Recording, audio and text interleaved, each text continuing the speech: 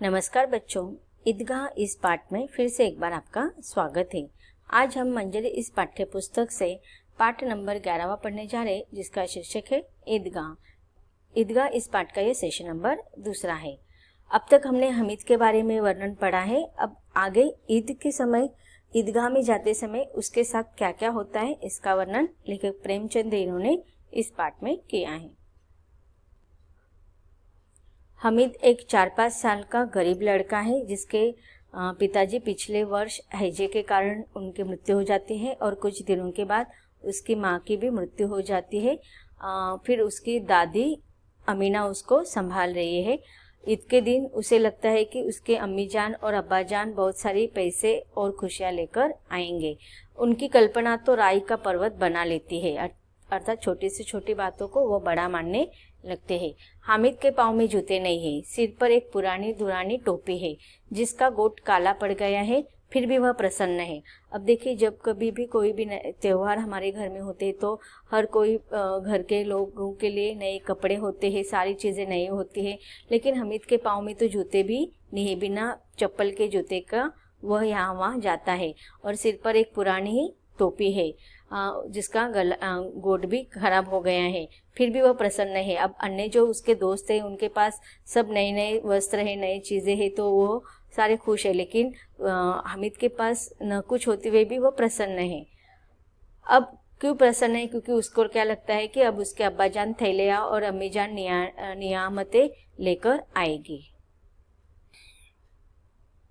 नियामतें लेकर आएगी, ऐसा उसे लगते हैं। नियामत का अर्थ क्या होता है कि ईश्वर के द्वारा दिया हुआ धन और अच्छी वस्तुएं, इसलिए तो वह दिल के सारे अरमान निकाल लेगा। अब उसे उसके कारण वह बहुत खुश है।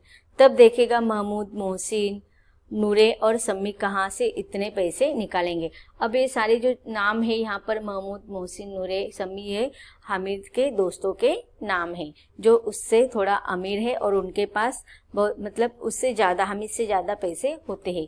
अभागिन अमीना अपनी कोठरी में बैठी रो रही है।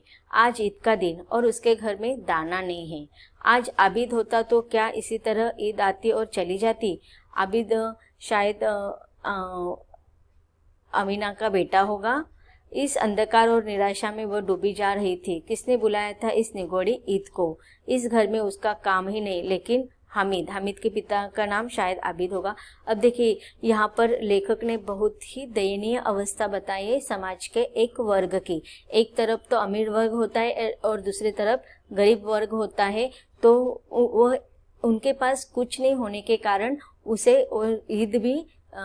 ईद जैसे त्योहार भी अगर ना आए तो उनको अच्छा लगता है, क्योंकि बाकी सारे लोगों के घरों में कुछ ना कुछ नई चीज़ें आएंगी, नए वस्त्र पहने जाएंगे, घर में खुशियाँ होगी, नया कुछ खाना में बनाया जाएगा, नया पदार्थों। लेकिन कुछ गरीब लोग ऐसे होते हैं कि उनके पास कुछ भी नहीं होता है, तो इस तरह से वो त्यौहार मना नहीं सकते। इस घर में उसका काम नहीं है, लेकिन हामिद, उसे किसी के मरने जीने से क्या मतलब? अब हामिद इतना छोटा है कि उसे अब उसके माँ और पिताजी नहीं है, इसलिए वो त्यौहार नहीं मना सकते। उनके घर में जो काम करने वाले लोग थे वो ही नहीं रहे, तो उनके घर का रोजमर्रा का खर्चा उनका गुजारा किस प्रकार से हो सकेगा? इस सारी चीज़ों से वह उस सारी चीज़ों से वह बेजान अनजान है। उसे किसी के मरने जीने से क्या मतलब?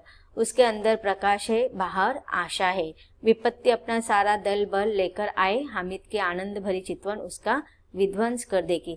अब उसे कहीं ना कहीं आशा है, उसे लगता है कि अब उसका जीवन जो अंधकार युक्त है, उसके माँ बाप के बिना जो अंधकार युक्त जीवन व्यतीत कर रहा है, लेकिन उसके अम्मा और उसके बाबूजी आ जाएंगे और उसके जीवन में आशा की किरण आ जाएगी। और लेकिन हामिद के दादी को पता है, अमीना को, जिस दिन इस बात के उसके अब्बा जान और उसके अम्मी जान की मृत्यु की सच्चाई उसे पता चल जाएगी, तो यह संकट रूपी उसका आनंद का उसका विध्वंस कर देगी, नष्ट कर देगी, उसके आनंद को उसके मन से निकाल देगी। हामिद अभी तक जाकर दादी से कहता है, तुम डरना नहीं अम्मा, मैं सबसे पहले आऊँगा, बिल्कुल न डरना। अब वो हमें अपनी दादी को समझा रहा है कि दादी को चिंता है, वो छोटा है, इन भीड़ भाड़ में कहाँ चला जाएगा। अमीना का दिल कचोट रहा है। गांव के बच्चे अपने अपने माँ बाप के साथ जा रहे। हामिद के बाप अमीना के सिवा और कौन है। अब देखिए उसके मन में इतना दर्द उठ रहा है, इतना वेदना हो रही है, इतनी वह व्याकुल हो रही है कि कहीं वो सारा दुख उसके दिल में लग रहा है। क्योंकि देखते हो कि गांव के सारे बच्चों के पास उसके माता और पिताजी है, उनके साथ वो अपना त्योहार खुशियों के साथ मनाएगा। लेकिन हामिद के माता पिता जीवित नहीं है। अब अमीना दादी ही उसकी माँ और बाबूजी है। उसे कैसे अकेले मेले जाने दे। उसी भीड़ भाड़ में बच्चा कहीं खो जाए तो क्या। नहीं, अमीना उसे यूं न जाने देगी। नन्ही सी जान 3 कोस चलेगा कैसे। अब देखिए 3 कोस का ये जो सफ़र है वो बहुत लंबा होता है, और छोटे 4-5 साल के बच्चे तो इतना लंबे वो चल ही नहीं पाएंगे। तो उसको चिंता है कि नहीं, इतनी नन्ही सी जान को मैं इतना दूर अकेले नहीं भेज सकती। पैर में छाले पड़ जाएंगे, जूते भी नहीं है। वह थोड़ी थोड़ी दूर पर उसे गोद ले लेगी, लेकिन यहाँ सेवैया कौन पकाएगा। अब वो देखो दादी सोचती है कि हामिद के खुशी के लिए वही उसके साथ चली जाए, तो थोड़े थोड़े समय के बाद वो रास्ते में उसको अपने गोद में उठा लेगी, जिससे उसके पैरों में दर्द नहीं होगा। लेकिन फिर दूसरी तरफ वो सोचती है अगर मैं उसके साथ चली जाऊंगी तो घर में सेवैया कौन बनाएगा। पैसे होते तो लौटते लौटते सब सामग्री जमा करके चटपट बना लेती। अब देखो उसको लगता है कि अगर उसके पास पैसे होते तो वह मेले से ही सब सामान खरीद लेते और आते से जल्द से दो लोगों के लिए बनाने में कितना समय लगेगा। लेकिन उसके पास पैसे नहीं है, सेवैया बनाना है, तो सेवैया बनाने के लिए पहले ये सारी चीज़ें उसको इकट्ठा करना पड़ेगा, और इकट्ठा करने के लिए उसे बहुत समय लगेगा। तो अगर वो वहाँ पर चली जाती है मेले में तो यह सारी चीज़ें नहीं हो पाएंगी, इकट्ठा कर नहीं पाएंगे। यहाँ तो घंटों चीज़ें जमा करते लगेंगे। मांगे ही का तो भरोसा ठहरा। उस दिन फहीमन के कपड़े सिए थे, 8 आने पैसे मिले थे। अब देखिए दादी किसी न किसी प्रकार का थोड़ा बहुत काम करके पैसे इकट्ठा कर रही थी कि फहीमन के कपड़े सिलाकर उसने 8 आने पैसे मिले थे। उसी 98 को इनाम की तरह बचाती चले आई थी इसी ईद के लिए। लेकिन कल ग्वालन सिर पर सवार हो गई तो क्या करती। हामिद के लिए कुछ पैसे नहीं है तो 2 पैसे का दूध तो चाहिए। अब तो कुल 2 आने पैसे बचे रहे हैं। 3 पैसे हामिद के जेब में, 5 अमीना के बटुए में। अब देखिए उसने कपड़े सिलाकर कुछ पैसे इकट्ठे किए थे, उसमें से उसने हामिद को 3 पैसे दिए थे और उसके बटुए में अब 5 पैसे बचे हैं। गांव से मेला चला और बच्चे के साथ हामिद भी जा रहा था। अब देखिए गांव से सारे लोग इकट्ठा होकर मेले में जाने के लिए निकले, तो उनमें हामिद भी गया। कभी सबके साथ दौड़कर आगे निकल जाते, फिर किसी पेड़ के नीचे खड़े होकर साथ वालों का इंतजार करते। ये लोग क्यों इतना धीरे धीरे चल रहे। हामिद के पैरों में तो जैसे पर लग गए हैं। वह कभी थक सकता है।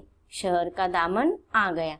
अब देखिए यहाँ इस परिच्छेद में हामिद और उसके दोस्त, इनका वर्णन किया है कि छोटे बच्चों को आपको पता है कि कितना भी खेलना हो, कितना भी दौड़ो, वो कभी थकते नहीं। अब उनके मन में तो उत्साह है ईदगाह में जाने का और मेला देखने का, इसलिए वो बिना थकावट के वो इतना लंबा सफ़र आनंद से तय कर गए।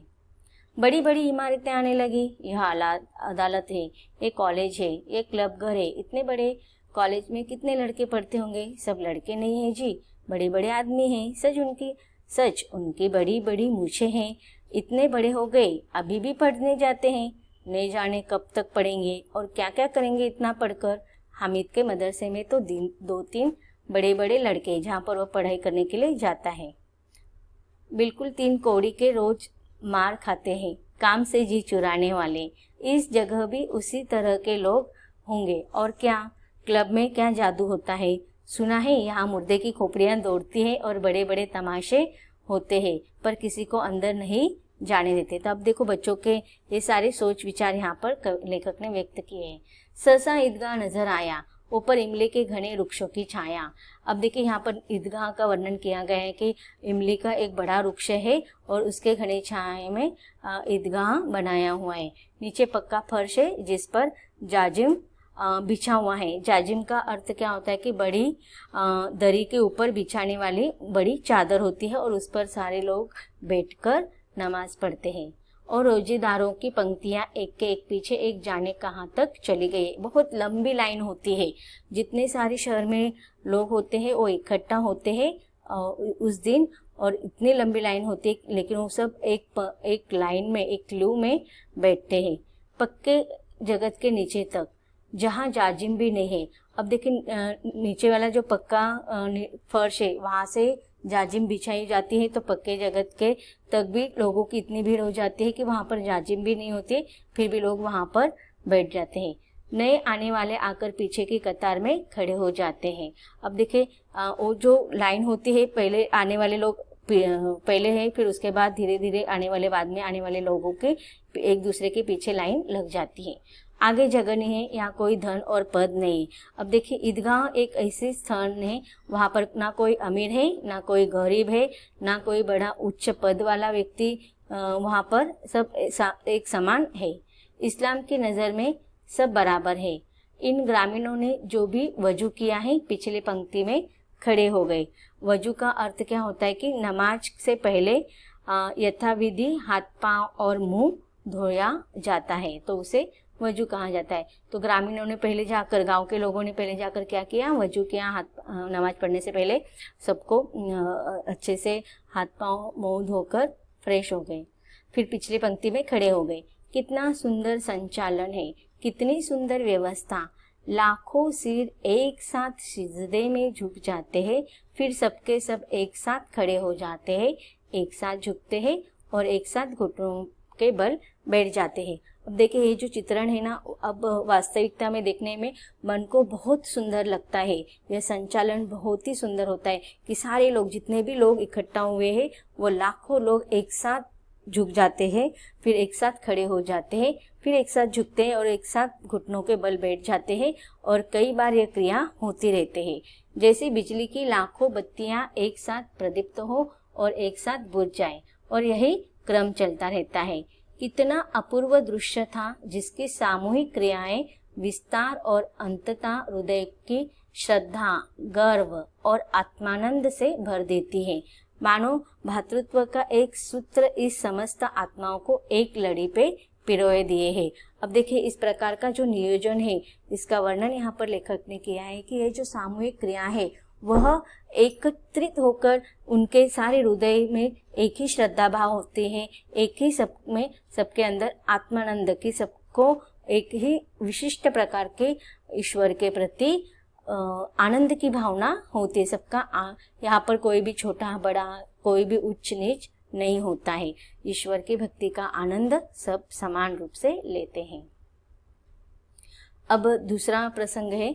अब नमाज खत्म हो गई है, लोग आपस में गले मिल रहे हैं, तब मिठाई और खिलौनों की दुकानों पर धावा होता है। अब देखिए ईदगाह में सबका नमाज समाप्त हो गया, उनका समय दिया जाता है, उस समय ही सारे लोग इकट्ठे होंगे और उस समय ही नमाज की वजू की सारी क्रियाएं हो जाएंगी। जैसे नमाज खत्म हो गया, लोग आपस में एक दूसरे से गले मिलते हैं और ईद की शुभकामनाएं सबको देते हैं, और उसके बाद फिर बच्चों का तो क्या, मिठाई खिलौने की दुकानों पर वह भाग जाते हैं। ग्रामीणों का यह दल इस विषय में बालकों से कम उत्साही नहीं है। बालक तो बालक, लेकिन बड़े लोग भी इस मेले में जाने के लिए उत्साहित होते हैं। यह देखो हिंडोला है, 1 पैसा देकर चढ़ आओ। हिंडोला का आपने देखा होगा ना कि वो पालने के रूप में होता है। कभी कभी हिंडोला 1 पैसा देकर चढ़ जाओ, कभी आसमान पर जाते हुए मालूम होते तो कभी जमीन पर गिरते हुए। यह चरखी है, लकड़ी के हाथी, लकड़ी के घोड़े, लकड़ी के ऊंट छड़ों से लटके हुए हैं। अब देखो ऐसे गोल गोल घूमने वाला होता है, उसमें तरह तरह के लकड़ियों के प्राणी होते हैं। अब तो नया आपने देखा भी होगा, बहुत सारे नए तरीके के आ गए हैं, लेकिन ये कहानी बहुत पुरानी है उस समय का। तो लकड़ी के वो हाथी घोड़े बनाए जाते थे और उस पर बच्चे बैठकर खेलते थे। 1 पैसा देकर बैठ जाओ और 25 चक्रों का मजा लो। महमूद और मोहसिन और नूरे और सम्मी इन घोड़ों और ऊँटों पर बैठते। अब देखिए हामिद के सारे दोस्त, यहाँ पर 4 दोस्त बताए हैं। हामिद दूर खड़ा है, 3 ही पैसे तो उसके पास है, अपने कोष का तिहाई जरा सा चक्कर खाने के लिए नहीं दे सकता। अब देखिए बाकी सारे दोस्तों के पास ज़्यादा पैसे थे तो वो सारा आनंद ले रहे थे, लेकिन हामिद दूर होकर ये सारी चीज़ें सब सिर्फ देख पा रहा था क्योंकि उसके पास 3 पैसे थे और छोटी से एक चक्कर खाने के आनंद के लिए, छोटे से आनंद के लिए वो अपने 3 पैसे खर्च नहीं कर सकता था। सब चरखियों से उतरते हैं, अब खिलौने लेंगे। अब देखिए चरखियों से खेलने के बाद सारे बच्चे कहाँ पर भाग गए? खिलौने लेने के लिए। तो बच्चों अब तक हमने देखा कि ईदगाह में सारे लोग इकट्ठा होकर किस प्रकार से वजू करते हैं और वजू के बाद सब एक प्रकार से सारी चीज़ें करते हैं, प्रार्थना करते हैं, नमाज पढ़ते हैं। इस सारे संगठन का यहाँ पर वर्णन किया गया है। फिर हामिद और अपने दोस्तों के साथ वह मेले में जाता है, इसका वर्णन अब तक हमने देखा। आगे देखते हैं हामिद के पास 3 पैसे हैं, वो किस प्रकार से खर्च करते हैं, इसके बारे में हम पढ़ेंगे लेकिन इसके अगले सेशन में। धन्यवाद।